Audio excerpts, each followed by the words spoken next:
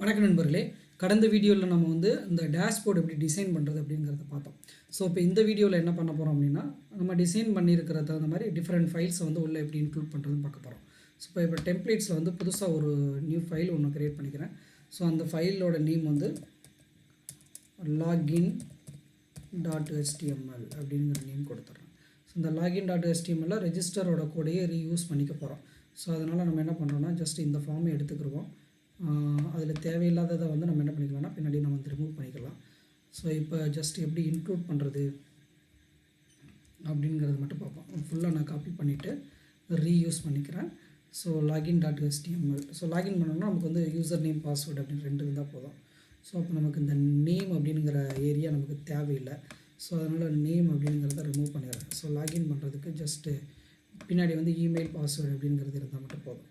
So இதை வந்து நான் வந்து லாகின் அப்படின்னு சேஞ்ச் பண்ணிடுறேன்.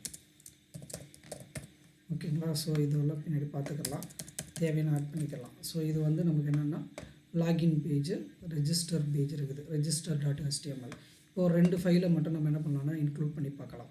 இண்டெக்ஸ் பேஜில் நமக்கு வந்து ரெஜிஸ்டர் கொடுத்தா ரெஜிஸ்டர் வரணும், லாகின் கொடுத்தா லாகின் வரணும். அதாவது இந்த ஏரியாவில் நான் ரெஜிஸ்டர்னு கிளிக் பண்ணால் இந்த ரவுட்ஸ், அதாவது இந்த URL மாறுது, பேஜஸ் ஈக்குவல் ரெஜிஸ்டர்னு. ஸோ ஓகேங்களா? ஸோ அதுக்கு தகுந்த மாதிரி பேஜஸ் ஈக்குவல் டு லாகின் அப்படின்னு கொடுக்குறோம். அந்த லாகின் பேஜ் நமக்கு வந்து வரணும். ஸோ இதுதான் நம்ம வந்து பண்ண போகிறது. ஸோ எப்படி நம்ம வந்து இதை பார்க்குறதுன்னு முதல்ல பார்க்கலாம் பண்ணுறதுன்னு. ஸோ ஃபஸ்ட்டு இங்கே என்ன பண்ண போகிறோம் அப்படின்னா,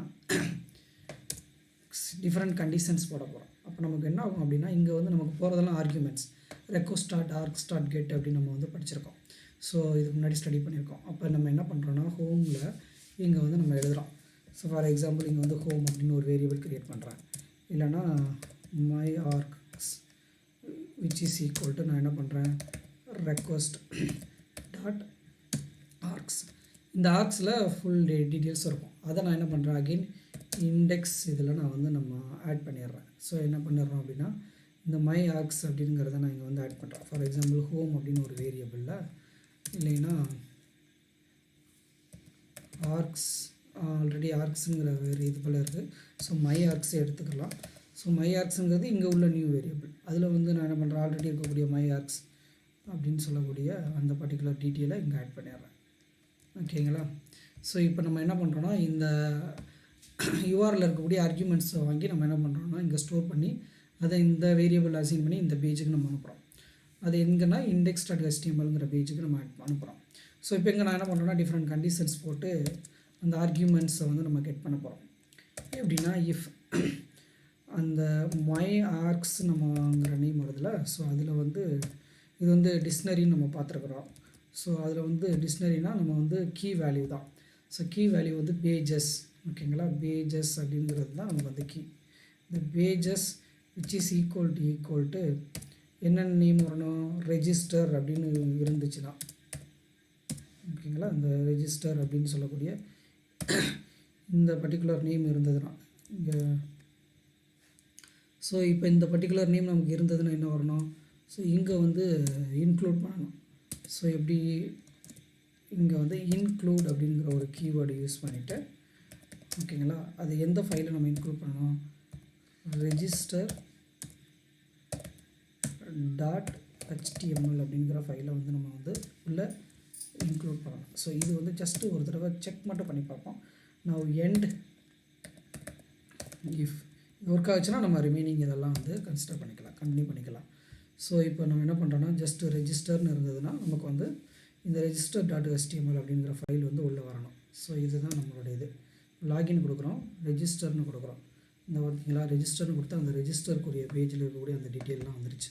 இந்த ஃபார்ம் இங்கே வந்துச்சு. இது கொஞ்சம் சைஸ் கம்மியாக இருக்குன்னா என்னென்னு போய் பார்ப்போம். இங்கே வந்து 4ங்கிற டைமென்ஷனை வந்து நம்ம வந்து எவ்வளோ வச்சுக்கலாம், அங்கே ஒரு 4 இருக்குது, இங்கே 8 வரைக்கும் நம்ம கொடுக்கலாம். அப்போ நம்ம கொஞ்சம் இன்னும் சைஸ் அதிகமாக இருக்கும். ஸோ இப்போ அகைன் நான் ரெஃப்ரெஷ் பண்ணுறேன்.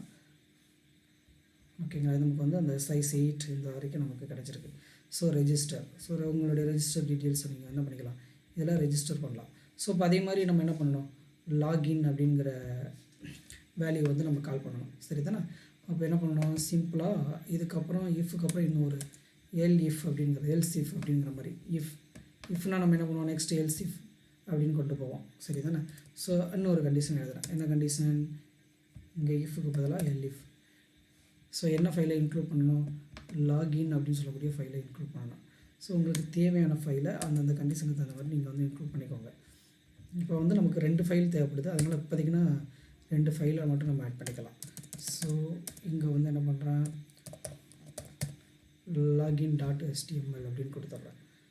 பேஜஸ் ஈக்குவல் டு என்னென்னு சொல்லியிருந்தோம், நேமு லாகின் அப்படின்னு போயிருந்தால் நமக்கு வந்து login.html அப்படிங்கிற ஃபைல் வரணும். ஸோ இவ்வளோ தான் நமக்கு. ஸோ இந்த எக்ஸ்ப்ரெஷன்ஸ் தான் நம்ம யூஸ் பண்ணி இந்த கண்டிஷன் மூலமாக 2 ஃபைலை கால் பண்ணுறோம், register.html login.html. இப்போ இங்கே போகிறோம், இந்த பேஜ் அப்படியே இருக்கும் பாருங்கள். இப்போ நம்ம என்ன பண்ணுறோம், லாகின் கிளிக் பண்ணுறோம்.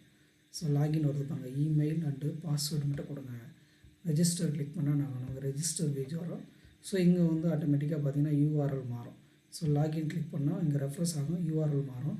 ஸோ இந்த பேஜ் அப்படியே தான் இருக்கும், ஹெட்டர் அப்படி இருக்கும், ஃபூட்டர் அப்படி இருக்கும், இந்த மெனு அப்படியே இருக்கும். நமக்கு கண்டென்ட் வந்து இந்த இடத்துல லோட் ஆகிற மாதிரி தெரியும் பாருங்கள்.